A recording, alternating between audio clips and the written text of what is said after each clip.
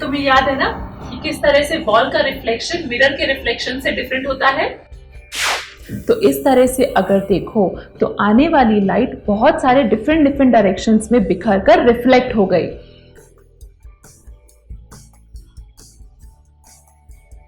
हाँ, इसी तरह आने वाली सारी लाइट दीवार या शीट्स की परत से टकराकर हर तरफ फैल जाती है।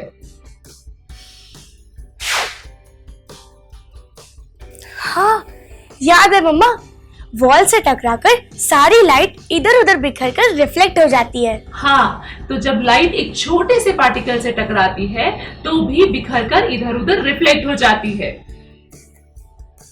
ठीक है मम्मा, पार्टिकल से रिफ्लेक्ट होकर सारी लाइट बिखर जाती होगी, पर इसका पानी में रास्ता दिखने से क्या मतलब? मतलब है, देखो ये एक बॉक्स है जिसमें मैंने टैप का फिल्टर पानी डाला। हाँ, ठीक है, और ये लेजर की लाइट यहाँ से ऐसे जा रही है, लेकिन ये लाइट की रे बहुत पतली होती है, इसीलिए हमें पानी में दिखाई नहीं देती।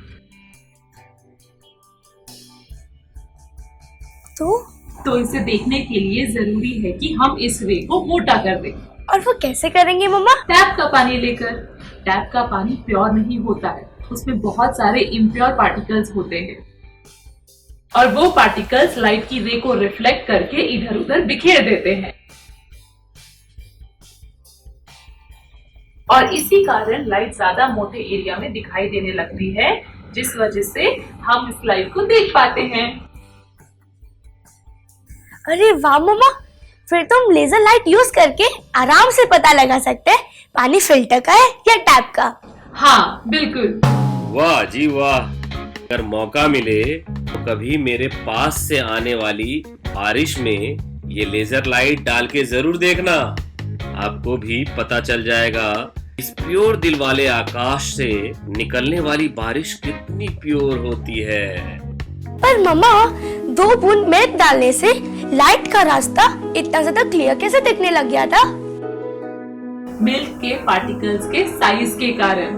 मतलब? देखो, टैप के पानी में इम्प्योरिटी फैलाने वाले पार्टिकल्स होते हैं, लेकिन वो बहुत छोटे होते हैं। ये छोटे पार्टिकल्स लाइट को बिखेरते तो हैं, लेकिन कम बिखेरते हैं, जिस कारण हमें लाइट की पाथ तो दिखती है, लेकिन बहुत हल्की सी। जबकि मिल्क के पार्टिकल्स बड़े होते हैं, जो लाइट को ज्यादा बिखेरते हैं, जिस कारण मिल्क वाले सॉल्यूशन में लाइट का पाथ और मोटा और बेटर दिखाई देता है।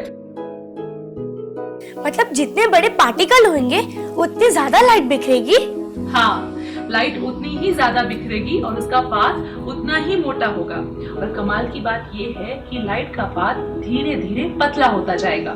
मतलब समझने के लिए ये लो लेजर लाइट। अब मैं इसको यहाँ रखती हूँ। अब तुम इस 2 बूंद मिल्क वाले पानी पर लेजर की लाइट डालो। ओके। अब अगर ध्यान से देखो तो ये शुरू वाला पाथ डार्क है, लेकिन यहाँ तक आते आते ये पाथ हल्का हो गया। देखो ध्यान से। हाँ मम्मा, बात तो सही है, पाथ सच में धीरे धीरे पतला होता जा रहा है।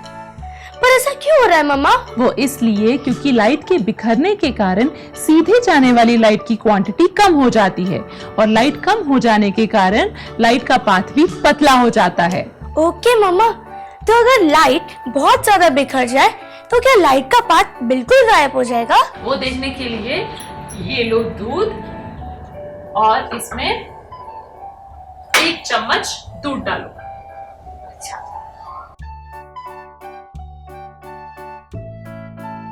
अब इसे अच्छे से मिक्स करो। Very good. अब तुम लेजर की लाइट इस पर मारो। हाँ मम्मा, ये लाइट का पाथ तो पहले से ज्यादा मोटा हो गया और थोड़ा आगे जाकर लाइट का पाथ तो बिल्कुल गायब हो गया। लाइट तो एक साइड से दूसरी साइड तक पहुंच ही नहीं रही।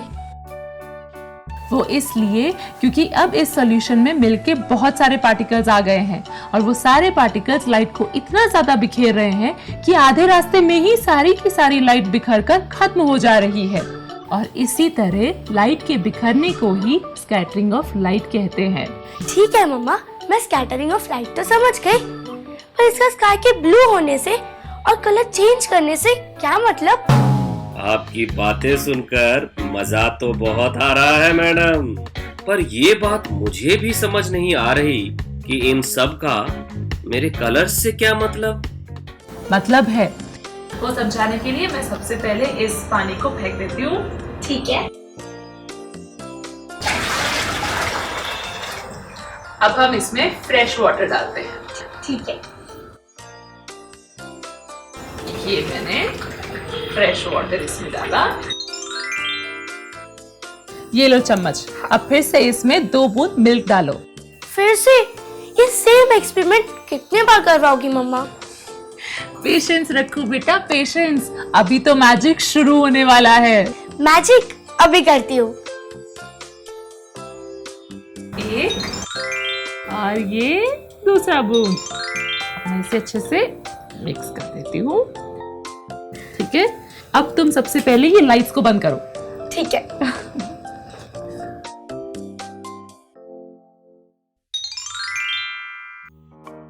लो मम्मा, मैंने लाइट्स ऑफ कर दी। अब बता मैजिक। दिखाती हूँ। अब मैं इस व्हाइट लाइट को इस बॉक्स पर मारती हूँ। मम्मा पक्का व्हाइट लाइट से मारोगी ना, रेड लाइट से नहीं ना? हाँ बाबा पक्का, मैं व्हाइट लाइट को ही इस बॉक्स पर मारूंगी और तुम देखो क्या होता है। देखो, तुम इस साइड से देखो, तुम्हें क्या दिखाई दे रहा है? ओके। हाँ मम्मा, ये तो एकदम ब्लू दिख रहा है। बिल्कुल स्काई के जैसा। हाँ। क्या कहा? स्काई जैसा ब्लू? इसका मतलब मैं ब्लू दिखता हूँ? वाओ, ये तो बहुत ही सुंदर कलर है, मुझ पर जरूर सूट करता होगा। हाँ। और अभी बॉक्स के इस साइड देखो, लाइट के ऑपोजिट साइड में ओके। येलो लाइट दिखाई दे रही है, बिल्कुल सनसेट के टाइम के जैसी। ओहो, सनसेट तो और भी खूबसूरत मालूम होता है। माँ कसम, आज पहली बार सेल्फी ना ले पाने का दुख नहीं हो रहा। आज तो अपने सारे रूपों को आराम से देख पा रहा हूँ मैं। हाँ, वाह मम्मा, सच में येलो दिखाई दे रही है, एकदम सनसेट के जैसे। तो जरा सोच के बताओ कि ऐसा क्यों हो रहा है। क्या सोचूं मम्मा, मुझे अभी भी ये समझ में नहीं आ रहा है कि ऐसा क्यों हो रहा है। अच्छा, अब तुम बॉक्स को ऊपर से देखो, तो इस बॉक्स के अंदर आ तो व्हाइट लाइट रही है, लेकिन फैल रही है ब्लू लाइट। और यही फैली हुई ब्लू लाइट हमें बॉक्स के साइड से दिखाई देती है। हाँ मम्मा, पर ऐसा क्यों हो रहा है? अच्छा, पहले मुझे ये बताओ कि व्हाइट लाइट कितने कलर्स से मिलकर बनती है? 7 कलर्स? मैंने वो पढ़ा था। करेक्ट, 7 कलर्स से मिलकर। लेकिन इन्हीं 7 कलर्स में वॉयलेट, इंडिगो एंड ब्लू सबसे ज्यादा स्कैटर होते हैं, जबकि green, yellow, orange and red सबसे कम स्कैटर होते हैं। और इसीलिए वॉयलेट, इंडिगो और ब्लू से बना हुआ ये कलर हमें साइड वॉल से दिखाई देता है। ठीक है, पर मम्मा हम जब लाइट के ऑपोजिट देखते हैं तो हमें येलोइश कलर क्यों दिख रहा है? क्योंकि दूसरी साइड तक पहुंचते पहुंचते वॉयलेट, इंडिगो और ब्लू स्कैटर होकर पूरी तरह से खत्म हो जाते हैं। सिर्फ green, yellow, orange and red ही पहुंच पाते हैं और हमारी आंख इन कलर्स को मिक्स करके येलोइश ऑरेंज का सनसेट वाला शेड दिखाती है। वाह मम्मा, आप तो जीनियस हो। आपने दोपहर वाला ब्लू स्काई और सनसेट वाला ऑरेंज स्काई एक ही डब्बे में दिखा दिया। नहीं बेटा, मैं जीनियस नहीं हूँ, बस थोड़ी बहुत साइंस जानती हूँ। आज तक तो इन इंसानों को आसमान को झुकाने के बारे में बात करते सुना था। इस साइंस प्रेमी मैडम ने तो आसमान को डब्बे में उतार दिया। वाह जी वाह। पर मम्मा, मुझे अभी तक ये समझ में नहीं आया कि स्काई ब्लू कलर का क्यों दिखता है और सनसेट के टाइम स्काई येलो और ऑरेंज कलर का क्यों दिखने लगता है? स्काई में का कोई पानी और 2 बूंद मिल्क का सॉल्यूशन होता है? नहीं, स्काई में पानी और 2 बूंद मिल्क का सॉल्यूशन नहीं होता है, लेकिन हाँ, कलर्स के पीछे की साइंस वही होती है। तुम एक काम करो, एक बॉल और एक टॉर्च लेकर आओ, मैं तुम्हें स्काई के बारे में समझाती हूँ। ओके मम्मा, अभी लेके आती हूँ। Madam Curious is here.